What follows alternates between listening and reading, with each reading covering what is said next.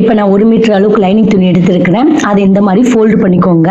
Fold பண்ண பகுதிக்கு நம்ம பக்கம் வச்சுக்கிட்டு ஓப்பன் பண்ண பகுதி வந்து ஆப்போசிட்டா இருக்கணுங்க. துணியை 4ஆ மடிச்சுக்கணுங்க. மடிச்சுட்டு இந்த மாதிரி தேய்ச்சி விட்டுக்கோங்க. கரைப்பகுதி வந்து இப்ப நல்லா ஈக்குவலா இருக்கணுங்க.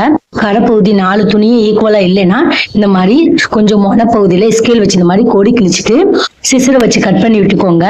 எக்ஸ்ட்ரா உள்ள பீஸ்லாம் கரெக்டா லெவலா வந்து கட் பண்ணிக்கணுங்க. கட் பண்ணிட்டு அப்புறமா தான் நம்ம மார்க் பண்ண ஆரம்பிக்கணும்.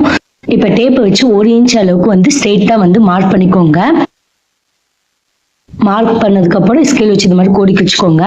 இப்ப நம்ம அளவு ஜாயிண்ட் வச்சு மார்க் பண்ண போறோம். அந்த 1 இன்ச்சுக்கு மேல அளவு ஜாயிண்ட் கைப்பகுதி இந்த மாதிரி வச்சுக்கோங்க. ஷோல்டரும் கைப்பகுதியும் ஜாயின் பண்ண இடத்துல ஒரு தையல் வருதுல அந்த இடத்துல ரெடி அளவு மார்க் பண்ணிக்கோங்க. அதோட எக்ஸ்ட்ராவா 1/2 இன்ச் அளவுக்கு பிடிச்சி தைக்கிறதுக்காக பண்ணிக்கோங்க. கையுடைய சுற்றளவு மார்க் பண்ண போறோம். ஸோ அந்த தையல் நல்லா தெரியுற மாதிரி அந்த இடத்துல மார்க் பண்ணிட்டு ஆம்கோல் சைடு கிட்ட அந்த தையல் ஸ்ட்ரெயிட்டா வருதுல அதுக்கு நேரா வந்து அப்படி ஸ்ட்ரெயிட்டா மார்க் பண்ணிக்கோங்க. சைடு அளவும் அப்படியே மார்க் பண்ணிக்கோங்க. அந்த ஜாயிண்ட்டுடைய ரெடி அளவும் அப்படியே மார்க் பண்ணிக்கணும். பிடிச்சி தைக்கிறதுக்காக ஒரு 1/2 இன்ச் அளவு எக்ஸ்ட்ராவா மார்க் பண்ணிக்கோங்க. இப்ப கைப்பகுதியை மார்க் பண்ணிட்டோம். அளவு ஜாயிண்ட் எடுத்துடலாங்க. எக்ஸ்ட்ராவா 1/2 இன்ச் அளவுக்கு விட்டோம்ல அந்த இடத்துல இருந்து நம்ம 1 இன்ச் அளவுக்கு மார்க் பண்ணிக்கோங்க. ஸ்ட்ரெயிட்டா ரெடி அளவுல மார்க் பண்ணாதீங்க. தையலுக்கு விட்டோம்ல 1/2 இன்ச் அதுல இருந்து 1 இன்ச் அளவுக்கு மார்க் பண்ணிட்டு இப்ப ஆப்போசைடு பகுதியில நம்ம மார்க் பண்ண 1/2 இன்ச்ல இருந்து 1.5 இன்ச் அளவுக்கு தையலுக்கான அளவு விடுங்க. கைப்பகுதியினுடைய சுற்றளவு தான் மார்க் பண்ணணும். எக்ஸ்ட்ராவா தையலுக்கான அளவு விடல அதான் 1.5 இன்ச் அளவுக்கு எக்ஸ்ட்ராவா மார்க் பண்ணிக்கோங்க. ரெடி அளவோட எக்ஸ்ட்ரா 1.5 இன்ச் அளவு மார்க் பண்ணிக்கணும். 1 இன்ச் அளவுக்கு மார்க் பண்ணல அதுல இருந்து ஆப்போசைடு பகுதியை அப்படியே வந்து தையலுக்கான அளவு 1.5 இன்ச் அளவு மார்க் பண்ணல அந்த கோட்ல வந்து அப்படியே ஜாயின் பண்ணிடணுங்க. நீங்க சும்மா ரஃபாவே வரைஞ்சானே அப்படியே ஆட்டோமேட்டிக்கா அந்த டிராயிங் வந்துடும்.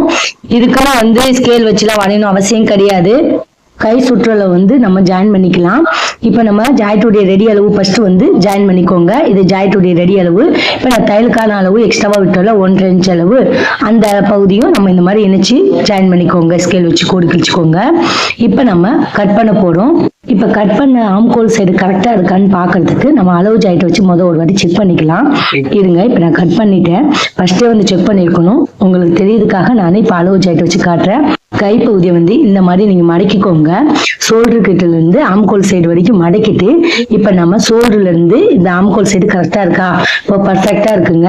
இப்ப நம்ம அப்புறமா கட் பண்ண ஆரம்பிக்கலாம். சில பேர் டவுட் இருந்தா ஆம்கோல் சைடு வந்து கரெக்டா எனக்கு வர மாட்டேங்குது முன்னு வருதுன்னா இந்த மாதிரி நீங்க அளவு ஜாயிண்ட்டை வச்சு செக் பண்ணிட்டு அப்புறம் கட் பண்ணுங்க. 1.5 இன்ச் அளவு விட்டோம்ல அந்த சைடு தான் அப்படியே கட் பண்ணணுங்க. ரெடி அளவு மார்க் பண்ணதை கட் பண்ணிடாதீங்க. இப்ப அர்க்காத் பண்ணிக்கலாம். சோ இப்ப இந்த நம்ம ரெடி அளவு ஜாயிண்ட்டுடைய ரெடி அளவு மார்க் பண்ணல அந்த இடத்துல அர்க்காத்து இது சென்டர் பகுதி தெரியணும் அதுக்காக அந்த இடத்துல ஒரு அர்க்காத் பண்ணிக்கிறேன். சோ 2 இடத்துல நம்ம அர்க்காத் பண்ணிட்டோம். 1 இன்ச் அளவுக்கு நம்ம மார்க் பண்ணோம்ல அந்த இடத்துல அர்க்காத் பண்ணிக்கோங்க. சோ மொத்தமா 3 இடத்துல